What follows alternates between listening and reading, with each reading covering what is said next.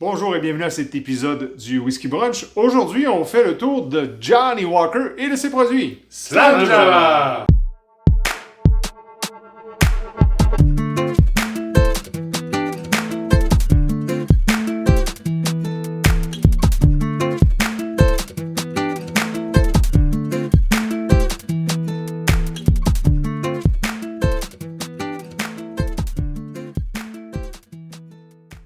Bon matin, salut les brunchers. Bon matin, messieurs. Bon matin, messieurs. J'espère que vous allez bien.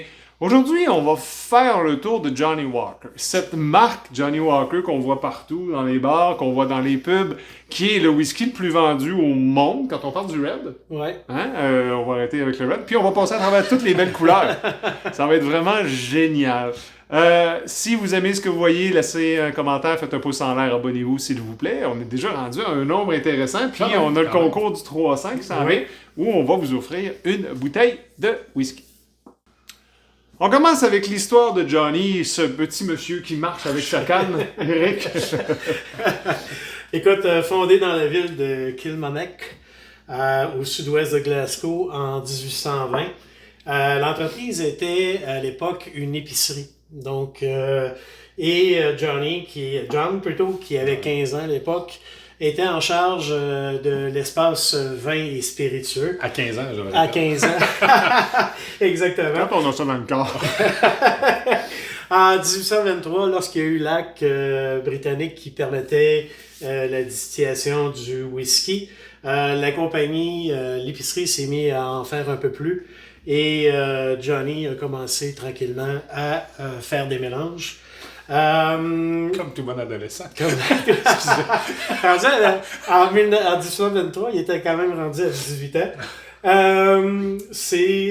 John mourra en 1857, et c'est son fils Alexandre qui va lancer la marque en 1860 pour honorer la mémoire de son père.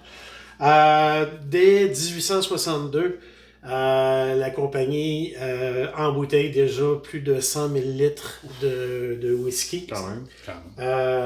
Excusez, pas des litres, des gallons. 450 000 litres. Ça se convertit. Là, Ça se convertit. À partir de 1893, le petit-fils, donc Alexandre II, va se mettre à faire une expansion, à acheter différentes distilleries pour essayer de régulariser les whiskies qu'il avait besoin pour ses mélanges.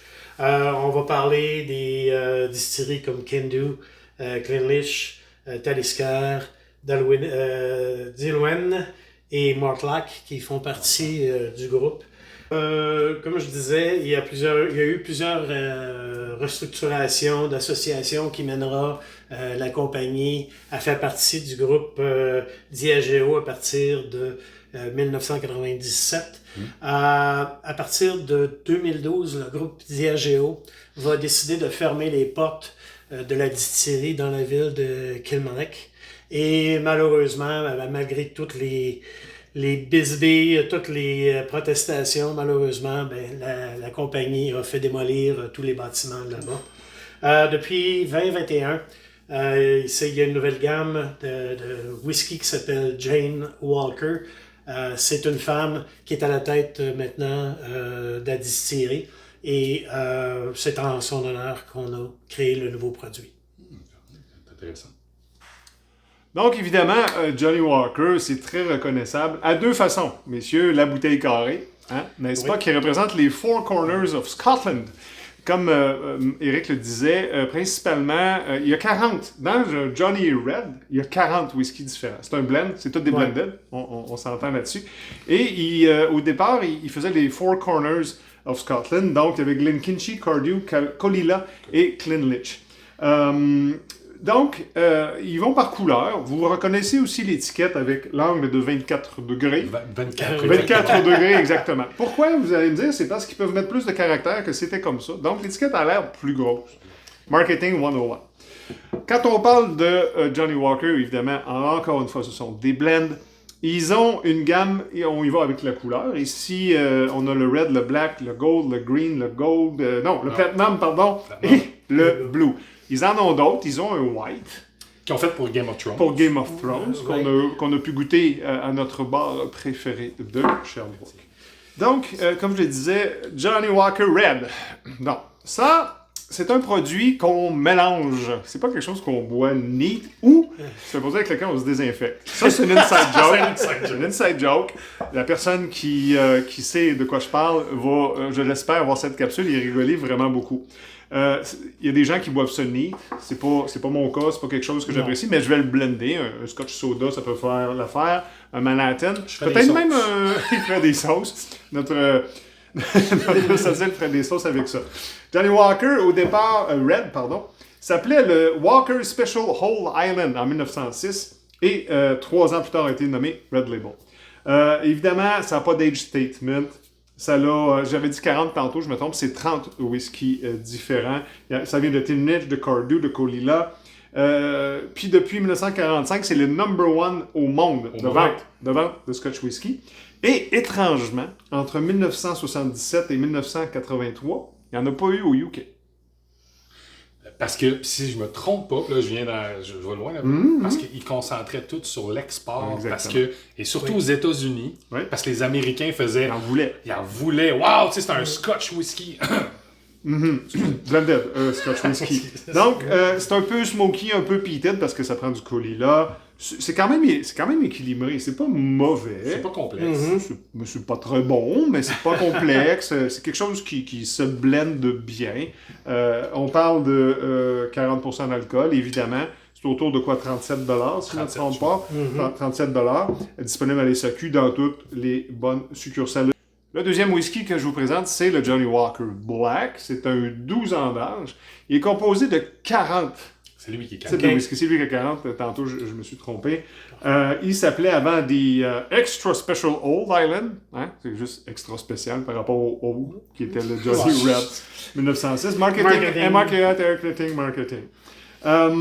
Donc, c'est quand même assez bon. Des fruits, un peu de peat, un peu de smoke, mais tout équilibré. C'est un très, très bel équilibre. Évidemment, minimum 12 ans d'âge. Ça se trouve à pas mal toutes les bonnes SAQ. On parle de 63 $. Et 40% d'ABV aussi encore. Puis un Double Black, je pense, qui est un petit peu plus difficile à trouver. Quelles sont les particularités? Je sais pas, j'ai jamais goûté au Double Black. Moi non plus. Et puis, c'est peut-être pas quelque chose que je vais essayer non plus. C'est ça, j'allais dire, tu veux-tu vraiment? Vraiment pas. Donc ça, c'est ce qu'on appelle le bar brand. Oui, bar brand. Bar brand, il va y avoir des CC derrière le bar. Il va y avoir, si vous demandez un Scotch whisky, c'est ceux qui vont sortir dans certains bars. Puis le 12, on peut le trouver, mais je pense que c'est beaucoup plus pour la maison. Je suis pas sûr qu'il y a ça dans les bars un peu partout. Non, le 12, à moins de dire, hey, je veux avoir une gamme Johnny, puis je l'offre. Ouais, c'est plus le reste des produits. Tu sais, je veux dire, tu vas avoir le red, puis tu vas passer au bleu. c'est comme. Ouais, ça ressemble beaucoup à ça. On passe maintenant à tes produits Johnny Walker. Martin, qu'est-ce que tu nous présentes? Moi, j'y vais en âge, messieurs. J'ai le 15, le 15 ans, qui est le green, et le 18, qui est le platinum. Mais on va s'attarder un petit peu sur le green. C'est un 15 ans d'âge, mais messieurs, entre 2012 et 2016, il n'y en avait pas. Excepté en Thaïlande. Encore une fois, on offrait un produit seulement. Pourquoi? Il y avait de la misère à avoir les composantes ou l'assemblage pour ça. Puis, encore plus, c'est qu'après, on l'a ramené et on a changé la recette. Mais aujourd'hui, on est chanceux, le 15 qu'on a ici, et la recette originale, soit celle avant 2012. Donc, on en prend bien soin. Écoutez, au nez, ce qu'on parle, c'est riche, c'est complexe, un petit côté fumé, comme dans tous les Johnny Walker. Les grains de café, le chocolat noir au nez, c'est quand même intéressant. En bouche, on va parler d'une céréale très présente. Donc, le côté maltais est très, très présent. Le petit côté fumé, encore une fois. Puis là, moi, quand j'y ai goûté, je ramène ce que j'ai senti. Donc, j'avais le goût des grains de café avec du chocolat. Intéressant. C'est un peu l'amertume du café, si vous voulez. Puis une touche quand même on va dire walnut, enfin. Tu sais, plus noisette. Puis un fini quand même très long. C'est mielleux, c'est les épices du bois, j'aime bien appeler. C'est un super beau produit. Puis encore une fois, entre les amateurs, il y en a qui sont amateurs de la vieille version, puis il y a les amateurs de la nouvelle version. Je ne suis pas ici pour débattre de rien. Je vous laisse, messieurs, choisir la version qui vous tente.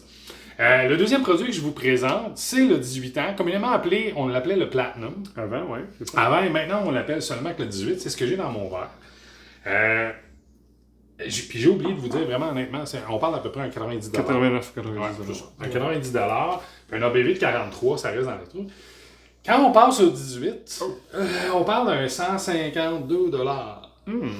Pour un blended Scotch whisky. Oh, mais il est super. Puis on parle d'un ABV de 40. Ce qui est intéressant, c'est que c'est tous des 18 minimum d'âge. Et ils ont pris 18 whiskies différents pour arriver à la fin. Puis là, quand on parle des whiskies qu'ils ont pris, il y a du Cardew, il y a du Glenelgin, il y a du Blair Hill. Fait que c'est quand même... Ils sont allés chercher des assemblages assez intéressants. C'est ce que j'ai dans mon verre.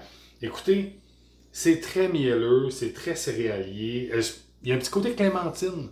Puis là, oui, on pourrait dire tangerine, on pourrait dire... Pour moi, c'est la clémentine. Puis en fin fond, on a vraiment l'odeur du bonfire, comme tu disais, un peu. Là, un peu de peat, un peu de smoke. Un peu de peat de fond. Écoutez, en bouche, c'est très, très floral. Mais, là, encore une fois, je suis en gauche, Martin. Moi, je trouve que ça goûte le peanut brittle. Tu sais, l'espèce de caramel cassé là, avec aux arachides. Aux arachides. Ah ouais. Ça a ce petit côté-là, des prunes. Fait que je suis un peu... je suis en gauche. Ça va pour moi.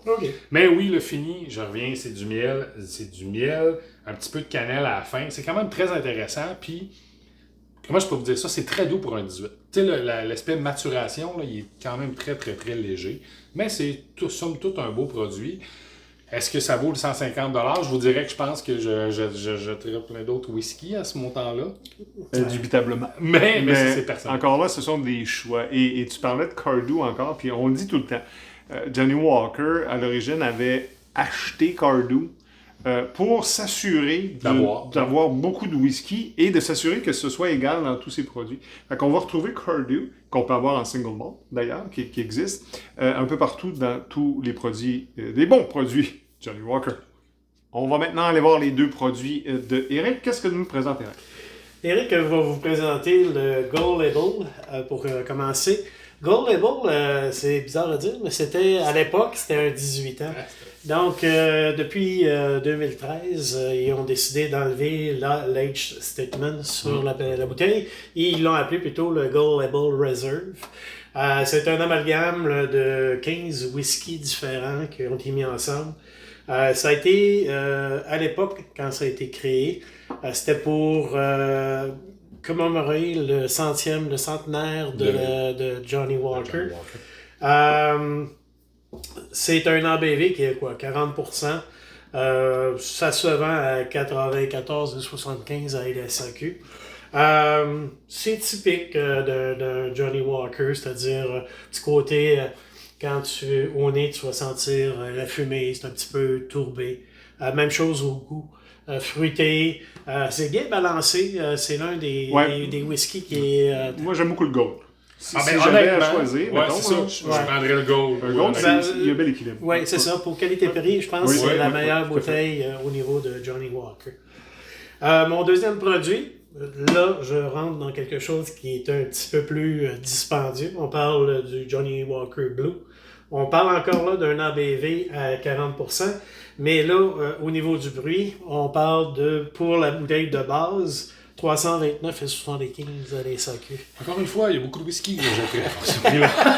Et c'est pas le plus cher parce qu'ils ont fait différents blues aussi. Et il y en a certains qui se vendent jusqu'à 600$. Il y a le Blue Umami. Umami, c'est comme une saveur japonaise qui fait que c'est un goût. Et 597$. Puis il y a le Blue Chinese New Year aussi qui est 378$. Exactement. Si vous aimez Johnny Walker, good. Ouais. C'est la recette. C'est correct. Continue. Continue, excuse-moi. Donc, le Blue, la recette, c'était un peu pour retrouver l'aspect du 19e siècle, là, les premiers whisky, les premières recettes qu'ils ont fait. Au nez, on va avoir une odeur de pain, de miel, c'est floral, fumé, le cèdre, le cuir qu'on va sentir. Et lorsqu'on arrive à goûter, ben là, on va avoir plutôt un goût de sucre brun, un petit côté encore tourbé, fumé comme Johnny Walker, tout à fait. Un goût de vanille, de miel, et c'est très floral. Donc, puis avec un fini chocolat noir. Donc, c'est vraiment un beau produit. Je me rappelle, Eric, je sais pas si tu te souviens, notre première bouteille de Johnnie Walker Blue. Oui. On avait acheté ça à 4. Oui. À ce moment-là. Puis là, on parle de quoi, il y a 20 ans, 25 ans? Si je peux me poser la question, elle était combien? 200 $200. Mais là, on parle quand on a un salaire d'il y a 20 ans, 30 ans. On trouvait ça cher quand même. Ouais. Et on l'a bu dans la même journée, au même moment, à 10 par 4. Écoutez, moi, j'ai eu la chance de faire une croisière. Tu sais. Ouais. Puis, je l'ai pas fait, mais c'était 42 $ la bouteille de Blue dans les eaux internationales. Puis je faisais comme, ouais, c'est du Johnny. J'aurais peut-être dû en acheter. Ouais. Johnnie Walker, évidemment, ça reste un blend, là, puis bon, on apprécie ou pas, puis c'est bien correct. Et ils ont aussi un Bicentenary Blend, ils ont un Blender's Batch, ils ont un Johnnie Walker XR 21. Un Blue Label, mais Anniversary à 4300 $. Encore là, on reste dans le Blue. Il y a un swing aussi qui existe. Un swing, c'est pas si ça sent le swing. Non, Je sais pas qu'est-ce que ça goûte. Ça doit être balancé. Ça doit être balancé, ça swing. C'est seulement la bouteille. La bouteille est faite ronde et lorsque tu la bascules, c'était fait un peu pour les navires. Ouais. La bouteille revient à son état original. Encore une fois, marketing, mesdames et messieurs. Marketing. Voilà, donc c'était, merci beaucoup avec les produits Gold et Blue Label. On espère que vous avez apprécié. Merci, messieurs, d'avoir partagé ces bouteilles-là. C'est pas quelque chose, je pense, qui sont nécessairement toujours dans nos palettes. Puis on est sorti un peu. Je pense que c'est important de voir ça parce que c'est des produits qu'on trouve. Les gens se posent des questions à savoir est-ce que ça vaut la peine d'investir ou pas. Ce sont de bons produits. Si vous aimez des whisky blended, c'est pas des single malt, c'est pas Islay, on n'a pas de peated, mais c'est équilibré. Mais je reviens, je suis un amateur de blend. Je veux dire, dans le groupe, je pense. Ouais. Puis c'est pas nécessairement les produits que je vais aller chercher en premier comme Rock Island. Je vais aller chercher plus du Douglas & Lane, du Hunter's Lane. Mais écoutez, c'est quand même des très bons produits. Puis je reviens, comme tu as dit, le Gold Label, c'est un excellent produit. Si, je pense, si on avait à vous en proposer un, je pense que le Gold est un bon produit. Si vous avez un Johnnie Walker préféré ou si vous avez la bouteille à 4300 $ ou la swing, dites-nous-le donc. Si vous avez déjà goûté ça aussi, laissez-le en commentaire. Merci d'avoir été là. Et on vous dit, Dram on!